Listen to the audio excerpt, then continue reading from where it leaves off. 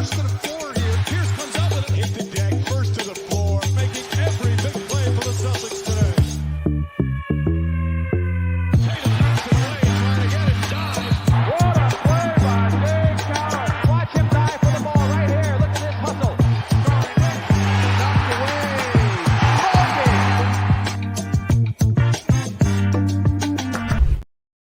Ben Vallis here with First to the Floor. Welcome to everyone joining us live here on YouTube, and shout out to everyone catching the show later, wherever you prefer your podcasts. Once again, it's a great day to be a Celtics fan. Wayne Spooney and Jake Eisenberg are both here. Spooney, how you doing, sir?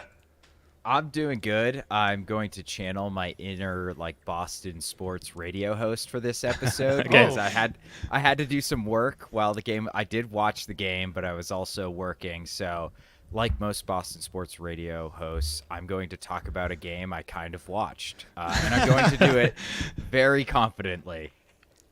Look, lucky for you, it was the Spurs, and so. Yeah.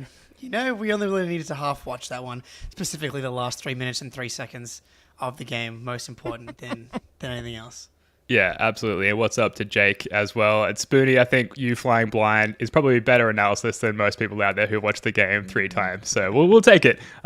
Before we get into it, please do us a solid and subscribe to the YouTube channel and or the actual podcast available on all podcast apps. Like the stream here. If you're here watching live, hit that like button. It's easy. It's a twitch of the finger. Help us navigate the algorithm and get this show in front of more eyeballs. Also, are you tired of watching Celtics games alone? Well, you can watch them live with us on the Celtics blogs. Playback Room, playback.tv/Celtics blog. And finally, check out Wayne Spooney's column for Celtics blog, 3-Leaf Clover, this week breaking down Jason Tatum's elite isolation play, and you'll be surprised at just how insane, to which an insane level some of those stats have climbed. So really good stuff there from Spooney. And shout out to everyone in the chat. Shout out to the dumb gang here in the chat who demanded before we go live a shout out, which we're happy to do because, of course, we love everyone in the chat joining us live or after the fact here on YouTube. All right, guys. Shall we get into it?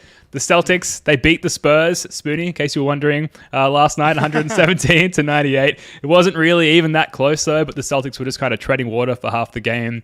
Jake, immediate takeaways from this one? I kind of thought it was a bit of a nothing game. Celtics, 20-0 at home. That's the most important takeaway from this game. You know, coming into this stretch, it was like, okay, can we get to 20-0 going into this Nuggets game? That has been achieved. And, look, 68% from 3 in the first half. Pretty absurd. The Celtics have just been shooting at just, kind of an outrageous rate for the past I don't even know, 3-4 weeks at this point. And the whole season we were kind of saying, these guys are insanely good. And Jalen, Jason, Porzingis, kind of your 3 most high-volume 3-point shooters, none of which are shooting well. Well, Jalen and Jason have started to go off, and everybody went off in the first half. The 68.4 was absurd. I think it actually got up to 70% at the beginning of the third quarter as well. But, the Spurs had no chance. Dude, if I was a Spurs fan, I would be a little worried about watching Victor Wembanyama try to defend high pick and roll.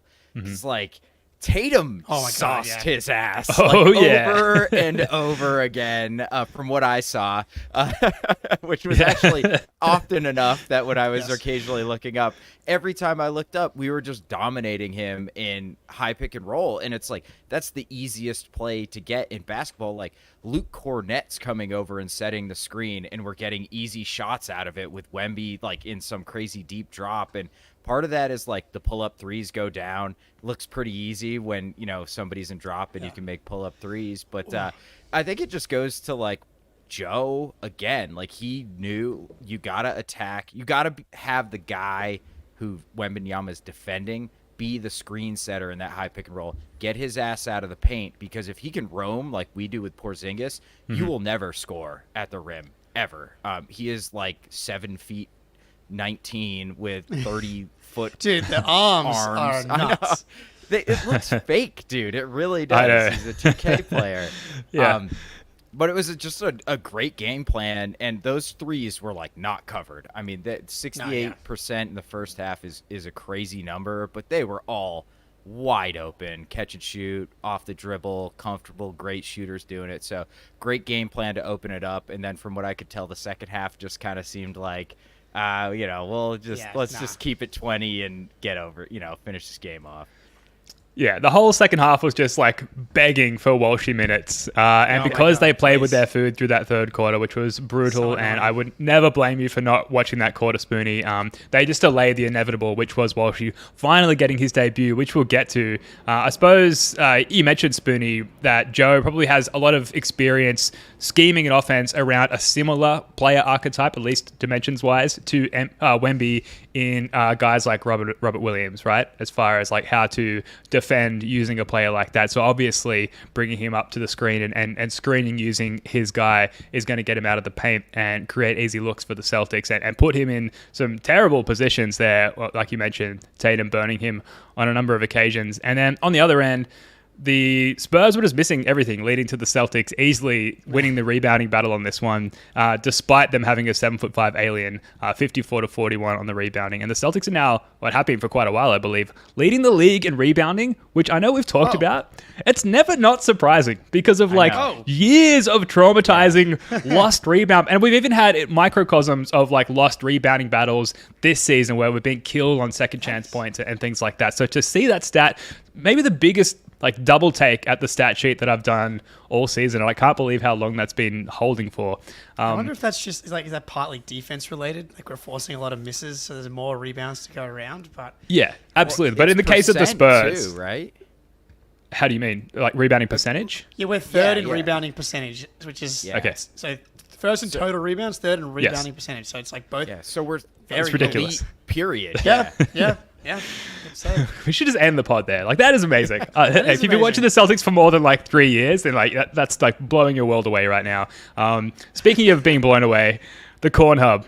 Cornhub.com, Luke Kornet, amazing. 6'9" and 4 plus a steal and 3 blocks in this game. Taylor Snow, do we have the tweet here? Yes. Here we go. Amazing shot here as well. Victor Wembanyama, the NBA's leader in stocks, which is steals and blocks, at 4.32 per game, was outstocked by Luke Kornet tonight by a tally of 4-1. He dominated Wemby, which is a lie, but fun to say. And like not too far from the truth within the microcosm of this game, Jake. What do you think? Kornet, man. I can't believe I've turned into the Kornet guy or a Kornet guy. I know. From screaming from the hilltops, please, I wish Rob Williams would just come back and grab a rebound from the beginning of the season, like starting the Luke Kornet, please grab more than 1 rebound challenge. Look at him. 9 rebounds. Offensive rebounding. Like, this guy, and my favorite part, he's just a quick decision maker, man. He's always looking for the next screen. He's like, where can I screen? Very rarely does someone need to stand at the top of the key and call Kornet up to do a screen. He's just constantly head on a swivel. Can I screen on ball, off ball? He's just playing his role to the maximum of his capability. You know, he's got athletic limitations, but he's really maxing out, I think, what he's capable of this season. Yeah, and he's just seems so much more comfortable with his role offensively recently. Like those first month of the season, that dude was not looking at the rim. Like he looked scared of the basketball at times. He couldn't catch it randomly for some reason as well. But recently, in the handoff game, in sort of these that pitch back and screen game that he gets going with JB a lot. You're right, Jake. He just looks really comfortable, and he's just so active on both ends, really. His rebounding lets him down. He doesn't read the ball off the rim really well on the defensive rebounding side, but he tries really hard, and he's your third big. And we went through it last show. It's really hard to find a third center in the NBA who's significantly better than Luke Kornet. This dude has turned himself into a legitimate plus role player off the bench, and I am, for one, completely stunned. I know. But hey, here we are. There's so many takes that I would like to scrub from the internet regarding Luke Kornet from a month ago. What's funny is that I started off as the Luke guy, and then I was the lowest on him, and now, here we are. Yeah, Kate is going to be, brought up to a guaranteed contract, and Luke's going to be traded away. And man, how the times have changed. Well, quickly though, I've seen this comment from Mitch. We were talking about this in the playback stream yesterday as well from our guy RJ. Kornet's playing too well. Some team is going to pay him this offseason. I can't quite get there. I would still be surprised if someone's offering Kornet more than minimum money, like for your third big. I don't know, Spoonie. Ben? Yeah, we at least have his early bird rights. I think maybe we might have his bird rights. So like if some team's gonna swoop in for like $4 or $5 million a year, like we'd probably just match that, right? I would think so. Yeah, he's turned out great as a third string big. And I think, naturally people want the best out of everyone and everything. And they look for, or they look at and highlight the absence of an elite skill. But he's like a C plus in like across the board, really. And after this podcast, we're going to hang on the line here, not live on YouTube, but we're going to hang around, the three of us, and record our next episode of the Underrated Plays series. And some Luke Kornet screening and like his nose for screening, his natural ability to detect where and when and to who, for whom rather, to set screens for. It's such an innate ability of his, and that's going to feature heavily in that next episode. So we're looking forward to that. After the game, what we're sort of highlighting in this episode is the vibes. We're kind of in the doldrums of the season. And for me personally, I still remember the waiting game that was the off season and how brutally and painfully slow that was. So I'm doing my best to appreciate every game, every off day, every tweet, everything, even though we are technically in sort of the slowed down, boring, like pre-Super Bowl part of the season. And Luke Kornet, better than any other, really highlighted the great vibes in his post-game interview. And it's weird because I feel like we could be like a rap crew, but kind of like, I don't know what that crew would be. I just be the baseline vocals, just kind of in the background. All right. Yeah. That's intriguing. Yes. No. Back to Victor. Yeah, you just try to make him make shots, and he's going to make some great plays, and he's got to keep weathering the course. Weathering the storm. There you go. Yeah. That could be the name of your band. Weathering the storm. I feel like we got to get some puns in there, but I'd have to work on that for a little bit. Yeah. I don't know. What Abby do you guys is think? the GOAT. Abby's so good. Dude. She is awesome. Yeah. Dude, they're all like, you can see Luke's locker room roll right there. They're all just like standing there waiting for him to do a Luke Kornet thing. And as soon as he breaks, serious character talking to Abby, he's like, I feel like we could be a rap group. They all just start cracking up and like, yep, yeah. we got what we came for and we're out of here. He's the best. Does it give you hope that you could like coexist in a group of cool people? Because like I feel personally like I'm such a dork as well, that if he can be seen as cool by his peers in that environment, that it gives one of such a personality hope elsewhere in the world. Or am I overthinking it brutally? I think I might be. You get a lot of like leeway when you're 7'3" and in an NBA True. player, A great there's screener. some serious cool points in there, like my ass, like playing RPGs and reading like fantasy novels. Probably not going to get those cool points, bro. Like I could not hang with Tatum and Jrue Holiday. I'm sorry. Thanks, Mary Poppins in the chat. Don't know. Those are really endearing qualities to be, Spoonie. RPGs and fantasy novels. Look, Luke, who needs Blake, as has been pointed out to us by many people in the past couple of days, when you've got the legend of Luke Kornet. Any other stats here on Kornet we want to get to? Like, I know we've got some more stuff in the run sheet. We've got some clips and some comparisons to make. Well, quickly before we move on, just because everybody hates Kornet. Well, actually, that's not true. Half of the world feels like they hate Kornet, and like that's the one thing that people want to complain about if they're going to complain about something. He's played 383 minutes. The Celtics have a 4.79 net rating with Kornet on the floor. So they're just good when Kornet plays, which is all you really can ask for. And then for the Cater Hive, the Nemi Hive, I've got this play here for you. This just highlights the difference between Luke Kornet and Cater so perfectly. I'm going to play it here. We can watch it. So, yeah, Jrue comes over. Kornet sets a beautiful screen for Hauser, who hits it on the short roll. And just super quick decision, on-target pass to Jaylen Brown in the corner, which he nails. And then on the other end, Cater sets a screen for Tatum. Tatum finds Nemi in the short roll, and he just freezes. He just, completely just stops. And, it's only half a second for a full second. When you're watching it live, in contrast to Al Horford, Porzingis, and Kornet, catch the ball in short roll in any situation, and the decision making is 2 times slower, and that's the biggest difference. And Like, that's such a valuable thing for this team and for any team, for your center to be able to make quick decisions and on-target passes. Yeah, absolutely. He is an incredible man, incredible guy on and off the court. And it's just good to see it finally coming to fruition, because I think for the vibes alone, like, everyone's been rooting for this guy. And now he's clearly like everyone on the team. And we could spend all night talking about this on an individual by individual basis. Like, everyone has perfectly found their role. It's just great to see. Joe Tiddy in the chat rightfully calling out the band name should be Korn, and that we've covered this. This is true. I feel like we'll have the opportunity to revisit this.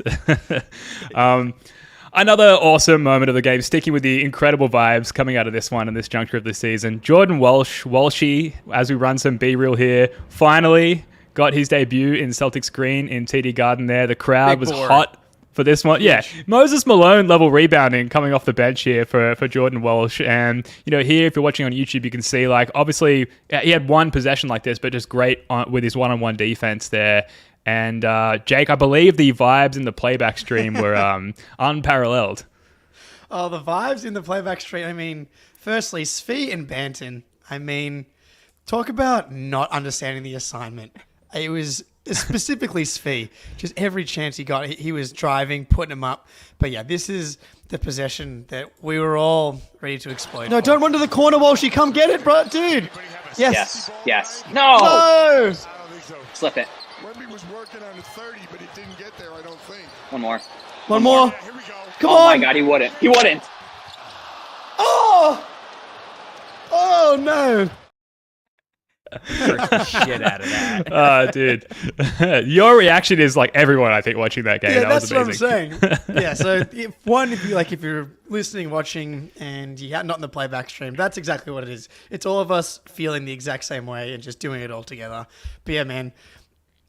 Svi and Banton. We should have gotten 8 minutes of Walshy, and we should have gotten 3. But that part's more on the starters, honestly, for dicking it around for half of the third quarter.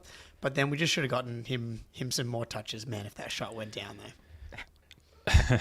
I remember watching, oh my God, what is it? James Young just move on a basketball court, and I remember being like, Does this cat?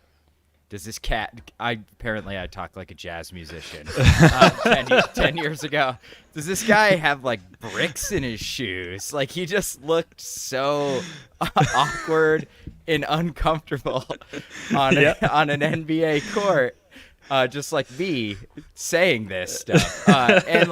But I will say, like, Walshy looks really fluid. He looks really quick. He looks really athletic, and he's huge, right? Like, he's 6'7", 7-foot wingspan. Like, there's a player in there. Even from that 3-minute stint, like, he didn't look completely lost.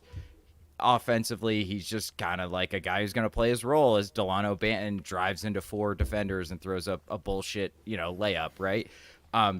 So it's kind of like we're kind of like vibing. We're just kind of joking, but he did look kind of like encouragingly fluid out there.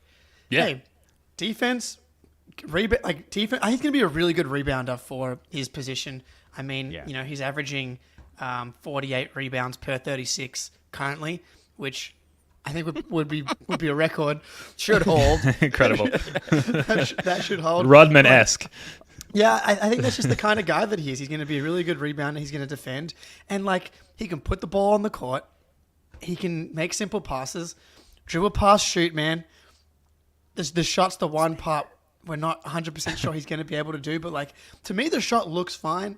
So, look, I could do an hour on 3 minutes and 3 seconds of Jordan Walsh. I know. It's just so fulfilling to finally get it. And unfortunately, like, looking at the immediate upcoming schedule, like, there's no opportunities really for additional Walshy playing time for a little while now. Certainly not going to play against Denver, although, hopefully we're in the position where we can trot out the deep G League level bench to end the game if we're up by 30 at some point, but it doesn't seem like a reasonable prediction to make. So it's good to see him out there at a juncture of the season where it was realistic to bring him on. And apparently the whole main Celtics team were there to watch him. So, like, the stage was set. Like, he was going to play, even though it looked like we were going to shit the bed as a team prior to that moment. It was fortunate that, that they did set the stage and make the bed for for Walshy to come out and play as I rattle through my analogies in my brain. Sorry. We're shitting the bed. We're making the bed.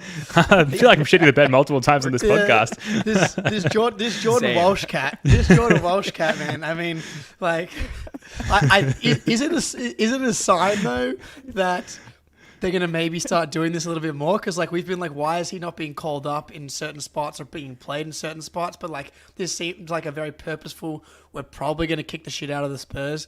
Let's bring him up. And they did. My prediction is still March, April. You look at that schedule. Yeah. There's going to be a lot of opportunities, I think, to get Walsh in there. That's going to be the spot. And I'm just, that's what this season's all about now. Do you guys worry at all that the portion of the season where we're sort of predicted to and allowed to take our foot off the gas somewhat, Wayne, Jazzan, Spoonie from DJ Janual in the chat, love it.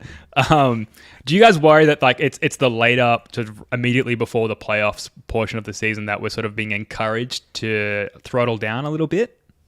I don't know. I feel like you can. Well, first of all, let me just say shout out to the crowd. Like, this is such a Celtics crowd when the 15th man is getting like standing ovations for getting a rebound. 35th pick. Come on, Jordan. Yeah. Like, that's how you know there's like basketball diehards in that building. But I feel like they're still gonna play. Like Tatum, the Jays, like all the starters are still gonna play as the season winds down. Like, you can still stay prepped in 20 minutes a night. You're just not gonna keep adding up 37-minute night, a night wear and tear on you. So like I'm not super concerned with just like downshifting as it gets closer to the playoffs, because like these dudes are ready, they know the assignment, and they're still gonna like play really hard in kind of limited minutes.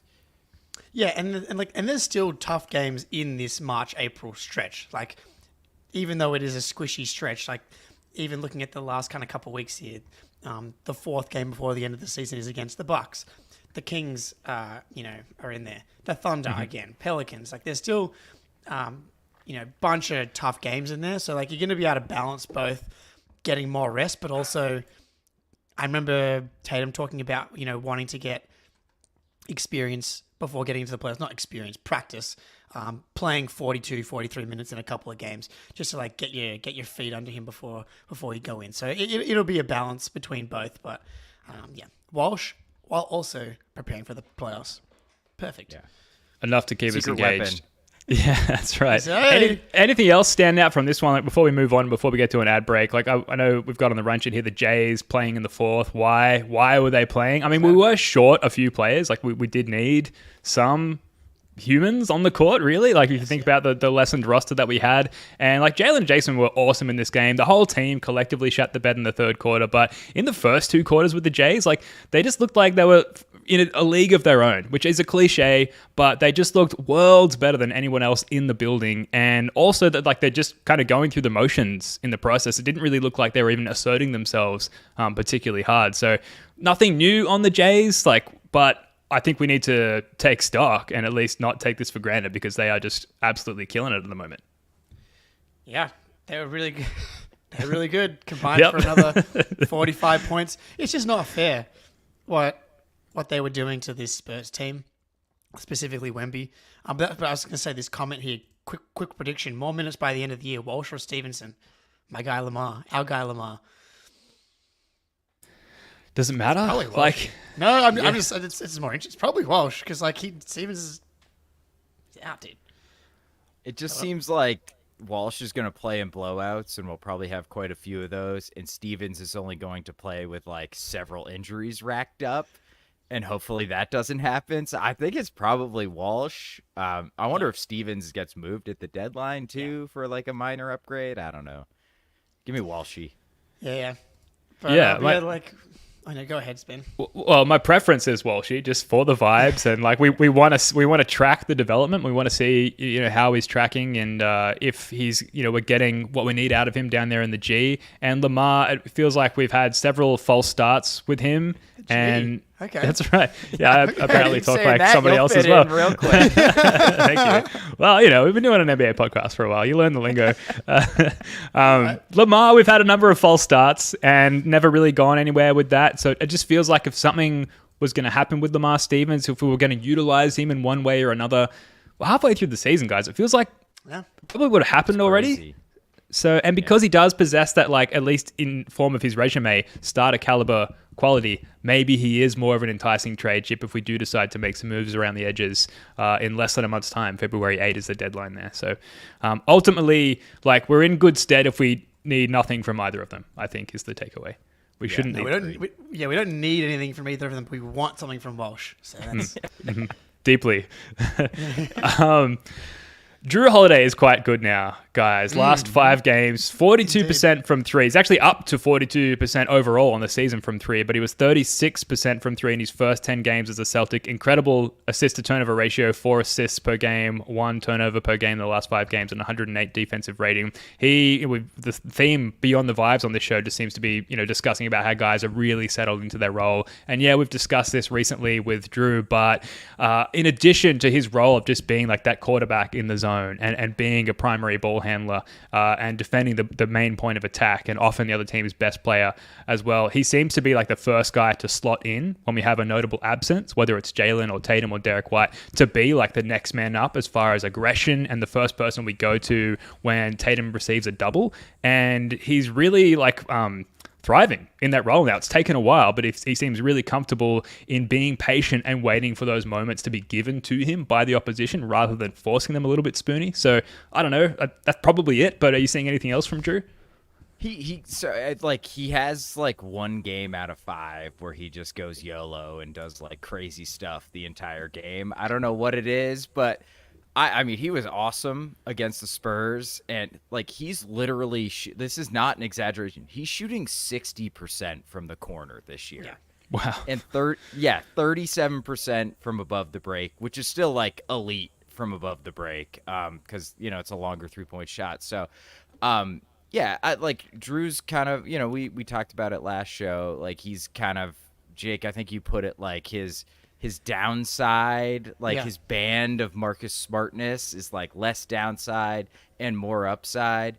And other than the second most recent game, now it's completely I'm losing. Who did we just play? No, other than the Raptors game where he was like awesome, but he was kind of like going crazy a little bit. It was like, whoa, dude. Settle down. But the shots were going in, so it was okay. Like he's just on an absolute tear, and I think the most important thing to me is the fact he's just not turning it over. And like I really like get shots on goal. The Eric Spoelstra, the mantra. Jake says it a lot. Yep. Like get shots up. Jrue will get the shots up, and he has these times where he turns it over too much, and that's not been the case recently. And lo and behold, he looks a whole lot better when the ball is like getting towards the rim instead of the opponent's hands. Yeah, it's like, what do you want? A shot that you're like, oh, that's not a great shot, or a turnover? It's like not even close, because give yourself a 35 to 40% chance of getting a 3, or like a 70% transition play for the opposition. It's so important, and so like give him the green light to me, because I think once he starts to like dribble a little bit, that's when he can start to get into trouble.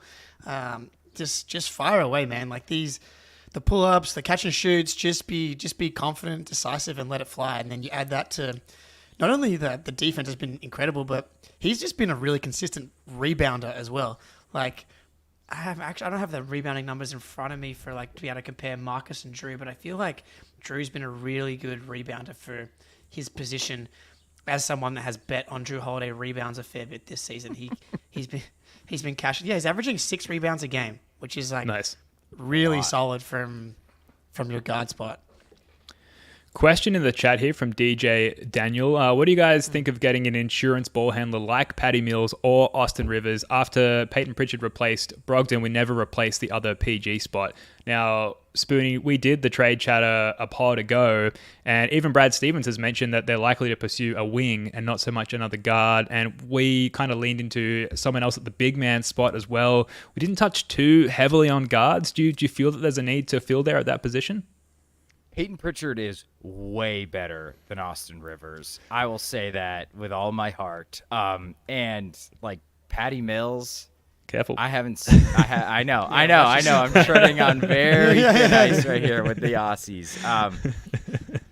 Is this version of Patty Mills any better than Peyton Pritchard? Like undersized guard who can shoot threes off the catch and off the dribble and like pseudo run an offense. Like they're kind of the same guy at this point, really. So I don't really see a need other than like the Caruso thing. I don't see a need to upgrade on Pritchard.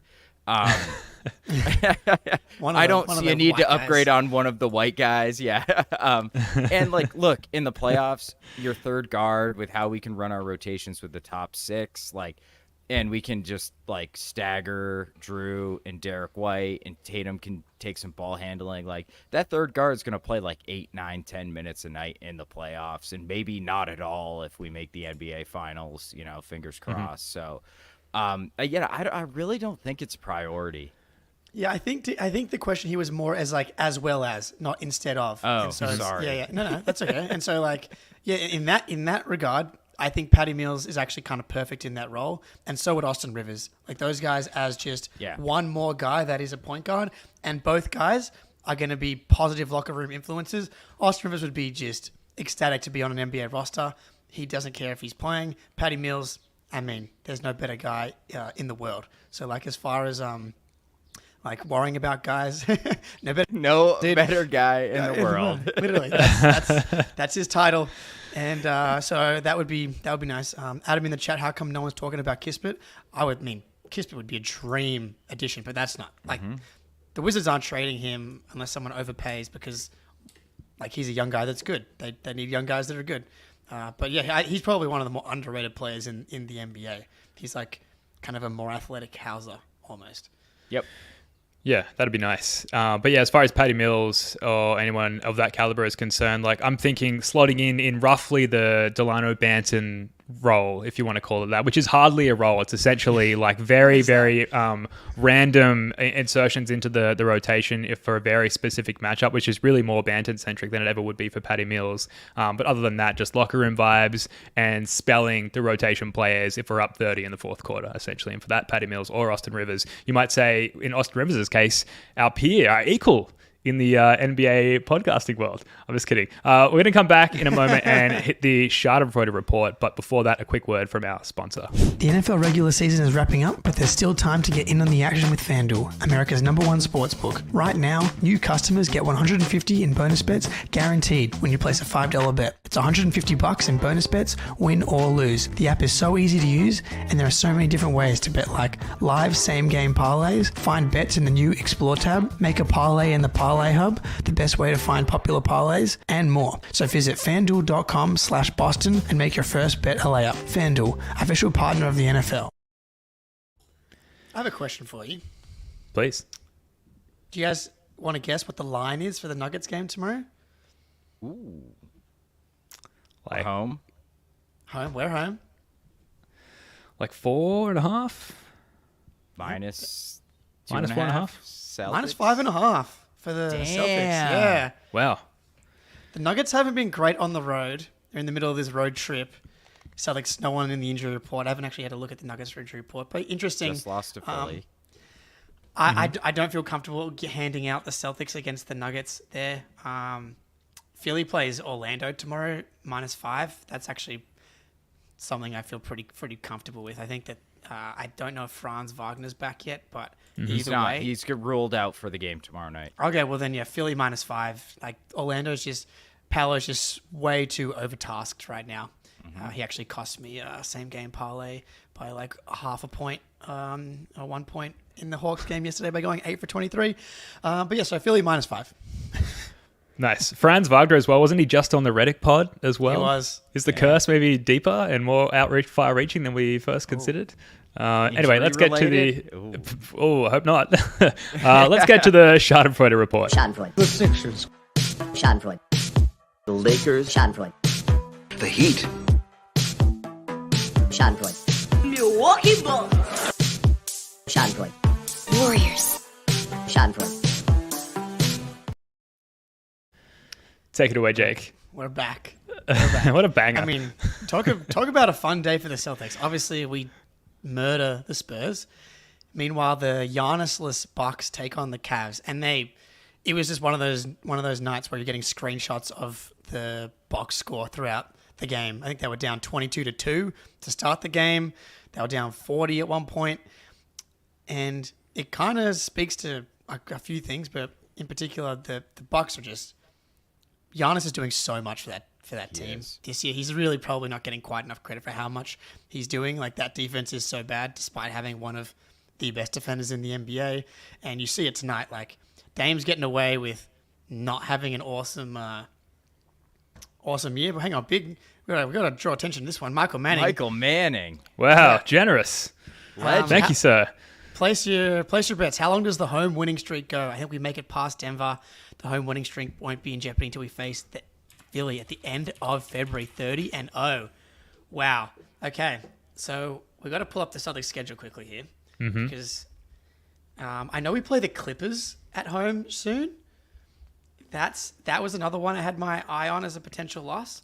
So that's our next home game after the Nuggets, I believe. Correct. So it's Nuggets, Clippers, Pelicans, Pacers, Lakers, Grizzlies, Hawks. That's Wizards. tough, dude. I mean, the Hawks not, but the Pacers with Siakam too. Like, that's a pretty tough run. Mm-hmm. I'm gonna go 20.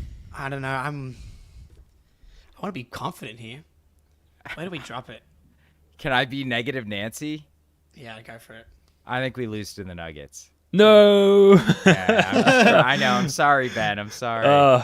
Personally devastating. I mean, if we were going to lose to any of these teams, it's probably going to be the best one of them. And Clippers, the following game, is probably the most likely. But the desire to protect this streak from the guys' perspective and to continue to show themselves as a championship caliber team against top tier teams, you know, they're going to come out and play their best basketball in these next two home games, Nuggets and Clippers. So wouldn't it just be so Celtics for it to be like the Grizzlies? This is a good point in the chat. Yeah.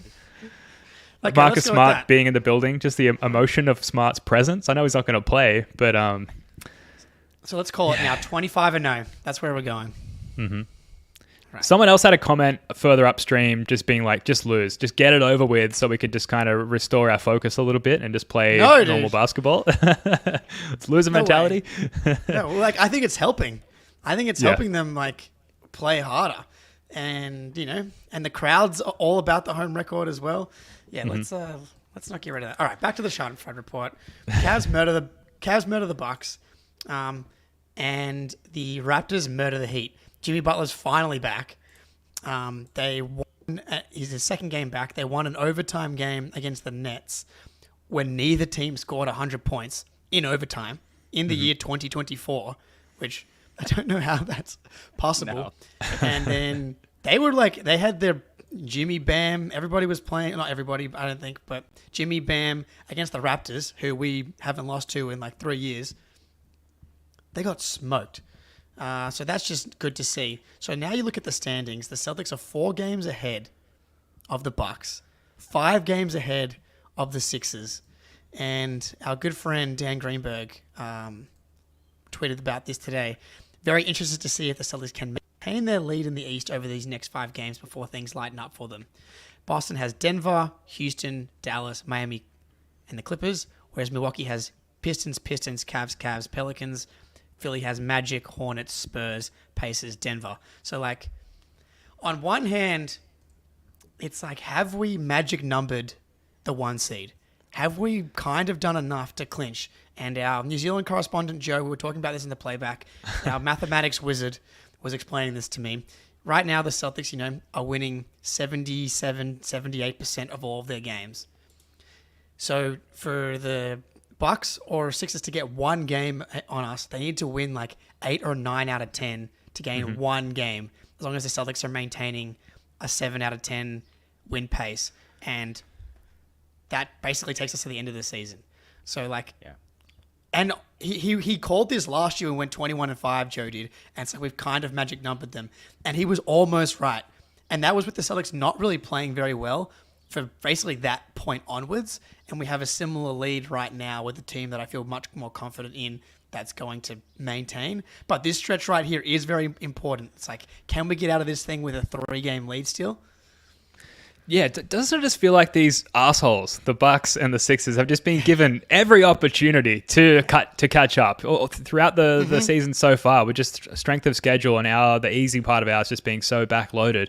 They've been given every opportunity. It's annoying. And so this is like a final opportunity, just looking at our schedule after this final hump here. So yeah, easy answer, simple answer. But if we can get over this hump and win 3 of these next 5 games, then even more difficult than it would have been at this point till this point for the Bucks and the Heat and the Sixers rather to catch us. Spoonie.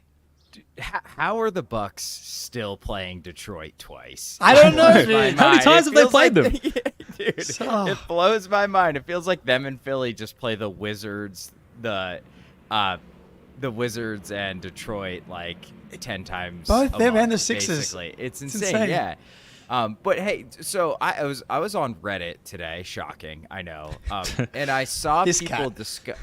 I saw it's nerdy cat. I saw people on there talking about how like the response to the losses is less toxic than it was last year, and I think it's because like I got a lot more. I know it's still like pretty toxic, Jake. I was gonna say what losses though.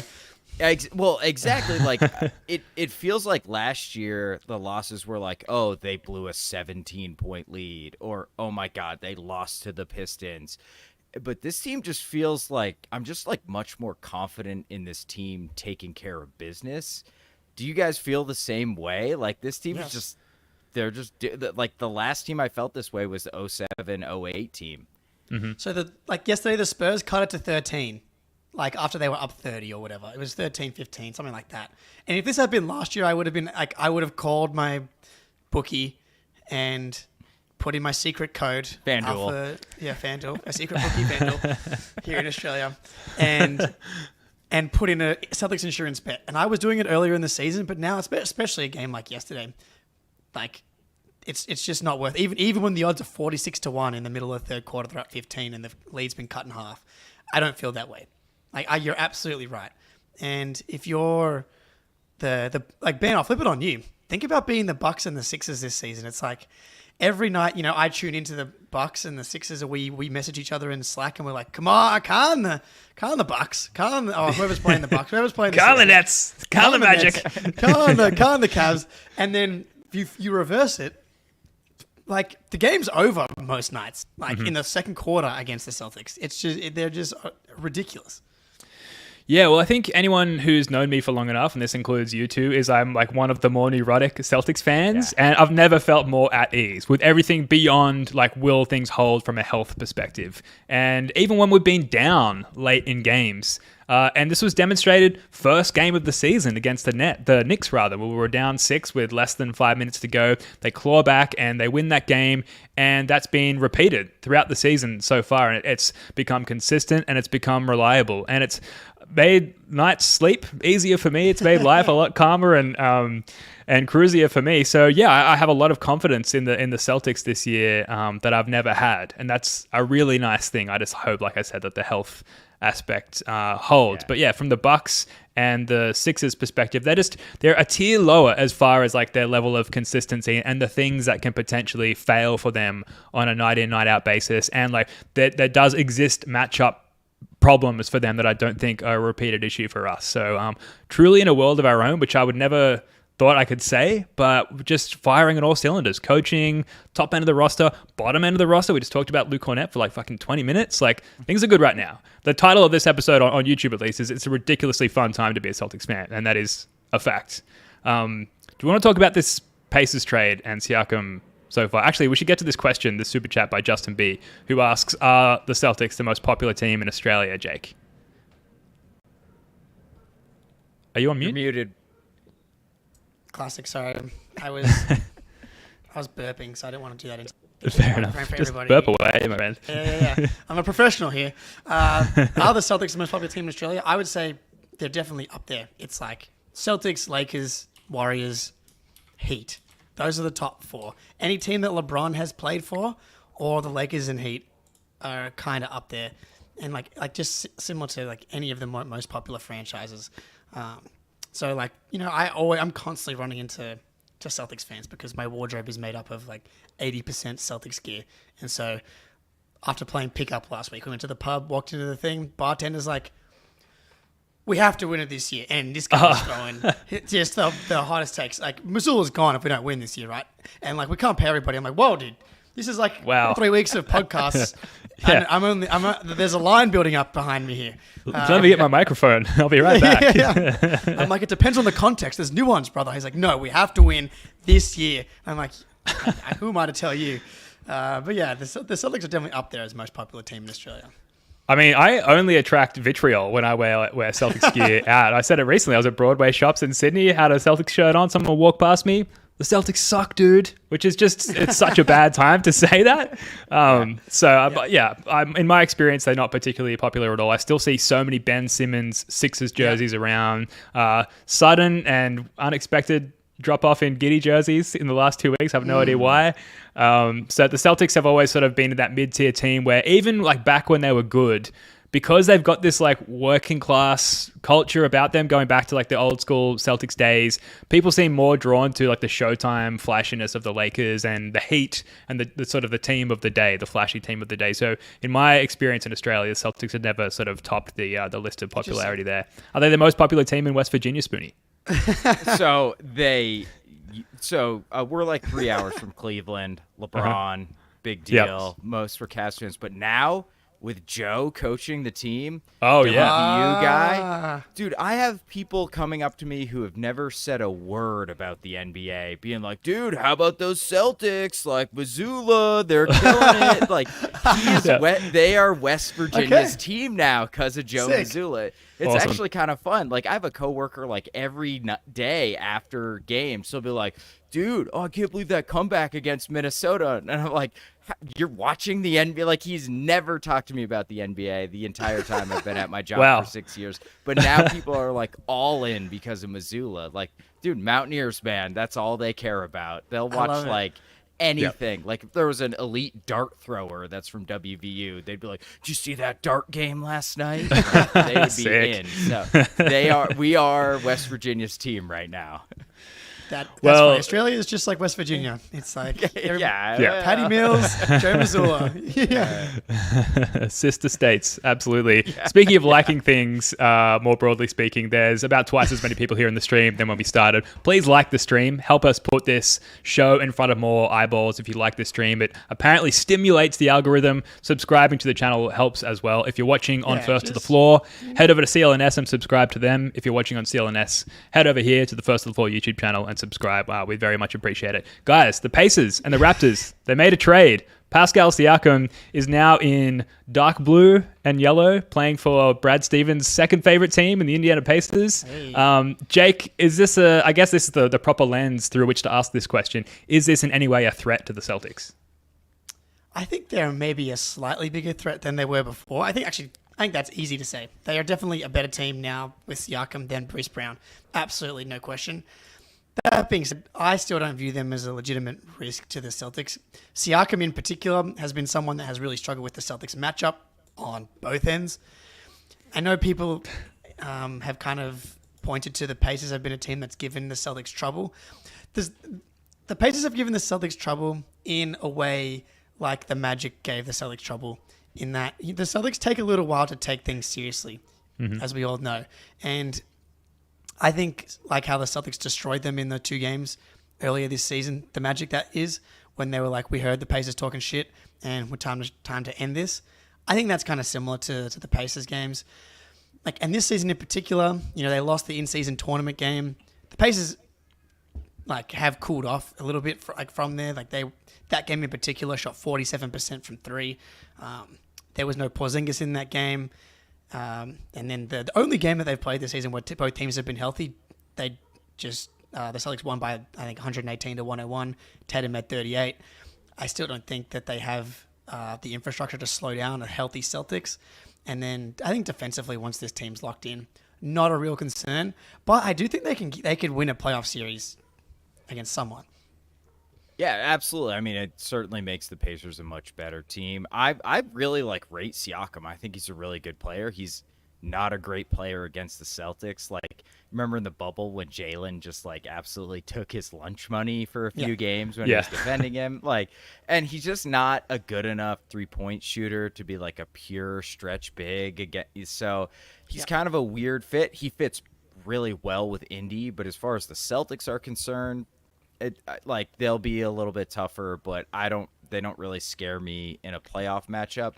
It's the type of trade that still makes me confused about exactly what the Raptors are getting at, because they just traded for 2 players that are not going to be on the team when, these picks are like on their team and playing well. I just don't know why they didn't try to get some picks out of the OG trade. OG and Anunoby trade. But yeah, I mean, whatever. Like, Bruce Brown's fun. They'll probably flip him for some more, like a first or a couple good seconds or something like that. So trade totally makes sense for both teams. And yeah, Siakam's really good.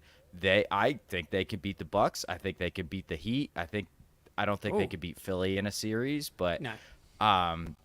But yeah, it's a fun trade, man. It's like the type of trade like a team on the fringe like Indy doesn't always make. So yeah, I'll be interested to see how it looks.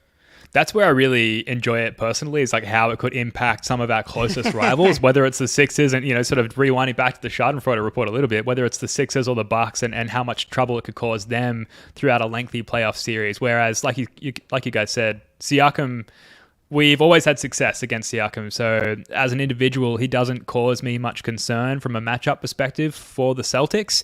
And if you think about the way they play ball, and often it's a lot of drive and kick, utilizing Halliburton, like Siakam's not really that good of a kick-out option. I don't have his three-point shooting numbers up in front of me. I think he's been better this year, but throughout his career, it's not like he's been this elite three-point shooting threat. So defensively, absolutely, he bumps them up. But from the Celtics perspective, the tools that we have, the personnel we have, I'm not worried about that making life difficult for us, but hopefully for our closest rivals there. There's no easy, like the East, people have been talking about how good the West is, and like, I get it, but it's 1 through 8 right now. Like, Knicks at 5, Heat at 6, Pacers at 7, Magic at 8, and then there's the Bulls are 4 games back from there. So like, you kind of expect the Magic pace like that probably to hold unless there's an upset in the play-in game. Like, there's no easy first round matchups really. Like in this scenario, like maybe the Magic is like your number one choice, honestly, just because in a playoff setting, I think that the defense shuts them down. It reminded me of this trade because remember last year with Jalen. This is a bit of a kind of a tangent here, but there was a lot of people that wanted to trade Jalen, and the conversation was like, and we would have been, because they were the same contract, right? Jalen, if we hadn't extended him, would have been like Siakam right now, and that he would have been a free agent going into next season. Sure. And so it's like, okay, would people have been happy with the return that the Pacers got, like going forward? It's like let's just say you get Bruce Brown, Bora, and Kira Lewis, 3 first round picks. Like, it's a pretty good return. Like, it's actually better than I thought they would get for someone that's expiring. The difference, I think, is Siakam's like been pretty open about, I'm going to sign the 5-year deal with Indiana, it sounds like. Whereas Jalen doesn't feel like to me the guy that would probably do that. He likes to kind of be kind of cryptic. But one, I also think it's actually just good for if you want to trade Jalen down the line, because like this price basically indicates what are you willing to trade for a guy that's going to make $250 million. And I think Jalen, he's a better player than Siakam, younger by like 3 years still. It's just interesting to think about. Like, this is a Jalen-esque type package. They better be fucking sure that Siakam is going to re-sign with them, because can you guys think of any time in recent history where that has backfired on a team that is very close to our hearts? Not in exactly the same way, but has anyone ever softened on their commitment to re-sign with the Celtics in recent years? It's happened. There is a precedent. So if they have a really awful back end of the season, Siakam is well within his right, unethically, however, to rework his decision there to potentially go somewhere else. So they better be sure. I will say, though, it's almost worth the risk still to me. Like, yeah, you lose Bruce Brown, whatever. Like, you still got like your young guys, Halliburton and Mathurin, your more blue chip younger guys. The 2 firsts in this year's draft are like one of the picks is the worst of OKC, Houston, Utah, and the Clippers. With OKC and the Clippers in that scenario, you're going to end up with a 25th overall pick. So it's not the end of the world. Obviously, it's going to hurt a lot if he doesn't, but it's not it's not going to be catastrophic if he doesn't re-sign there. Let's end on this. The Denver Nuggets, who won the NBA championship last year, as my friend Dice reminds me of on a very regular basis. We play them tomorrow. They are a very good team. In the last 2 weeks, though, just 4-3, just hovering just above 500. Second ranked offense, in the last 2 weeks. 26th ranked defense, although they do have the 14th ranked defense overall on the season. They're second in the league in attempts at the rim, 28th in the league at 3-point attempts. This is on a frequency level, not on an accuracy level. And the Celtics have basically the opposite shot profile, so it should make for an interesting matchup. Historically, we've always been really good against the Nuggets at home, at TD Garden. I know we've kind of touched on this matchup throughout the show, guys, but Spoonie, I think you actually alluded to we might actually lose the home winning streak to the Nuggets. So I was going to ask you, how do you feel about this one? But I think you've painted that picture for us already. I don't know. That was more of just like a vibes take. Like, Got it. We're talking about the home winning streak. We're all about the vibes here. Everybody's mind. And does the 5.5 change your mind at all? Because I know you were leading that the Nuggets were going to win, but like that was bigger than I thought. I would have thought 3.5. Does that how does that make you feel? Yeah, I just think the Celtics are coming off a blowout and a nice win. Like, Vegas, like, they're not predicting what they think's going to happen in the game. They're predicting how they can make the equal amount of money on both sides. True. And the 20-0 probably leans into like why that line's a little bigger than you might expect. So I don't know. I feel like the Nuggets are going to come out hungry. They're a great team. But I'll be interested. They can't really defend the Jays.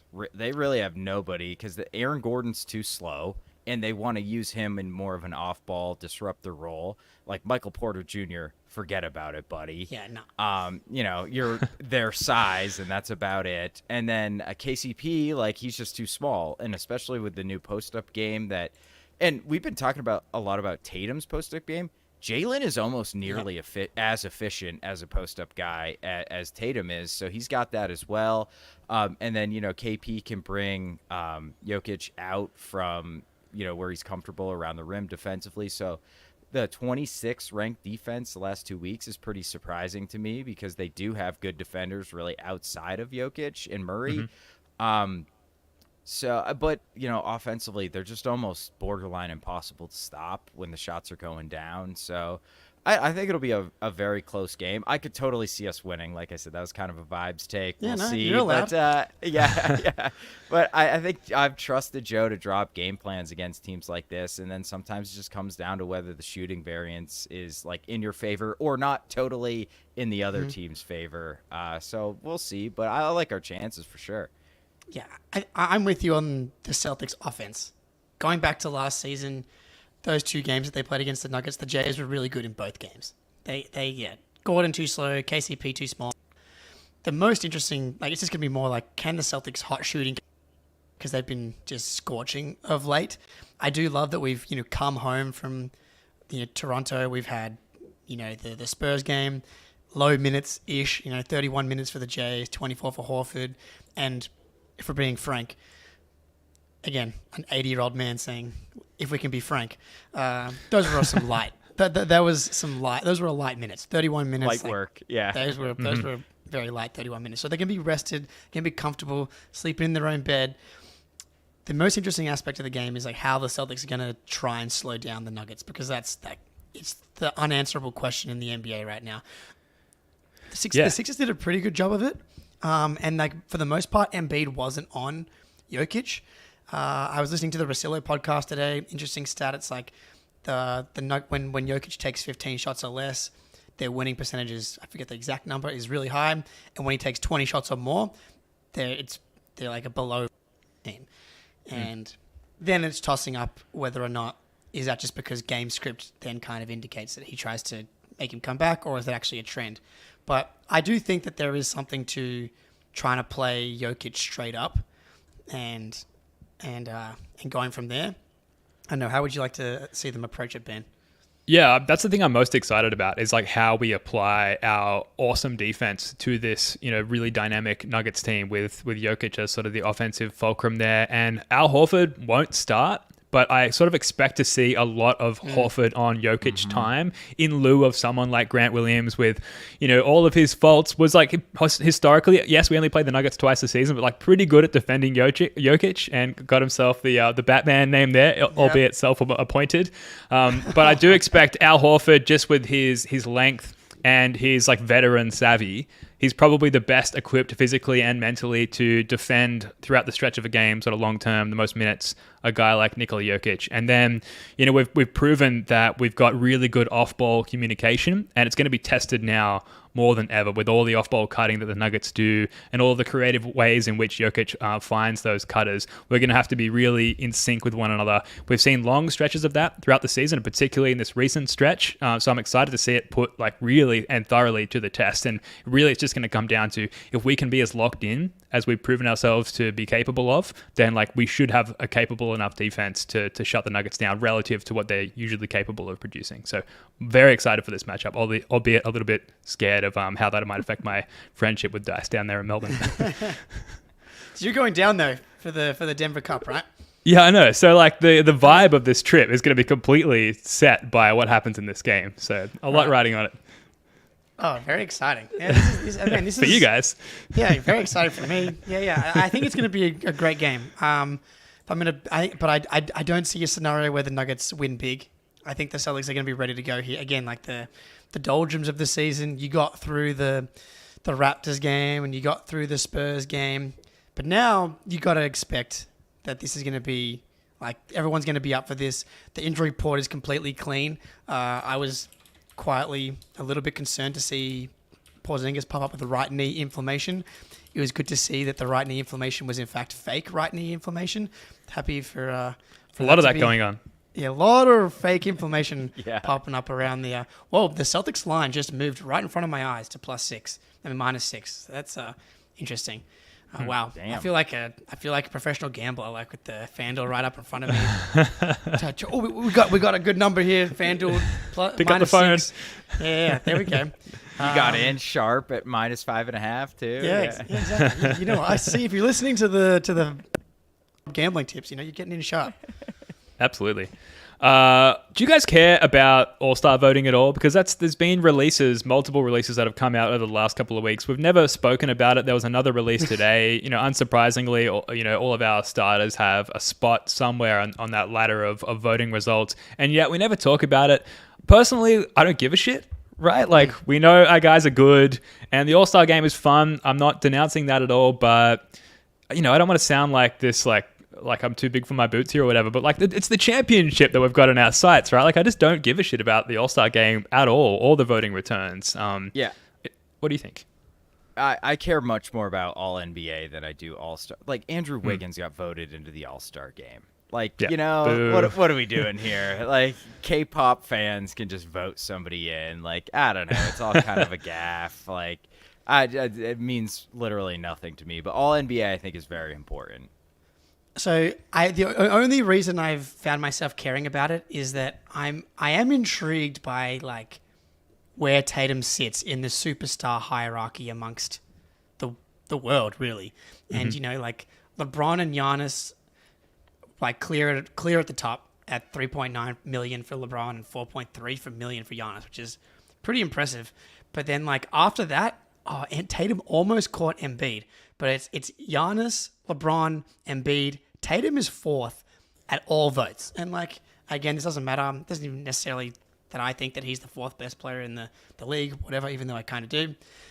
It's just, to me, it's like he has become, like, this staple in the NBA superstardom world. Like, he's going to be a mainstay. He's going to be 38 years old, and he's going to be getting 3+ million votes and still be starting. It's going to be Team Tatum or whatever, once he gets into his later years. So I care because, like, we're going to be able to say 15-time All-Star Jason Tatum, because once you reach the level that he's reached now, and then you add how much playoff success he's going to have for the next 5 to 10 years, I think it's just cool from a Celtics perspective because he's going to have just so many accolades.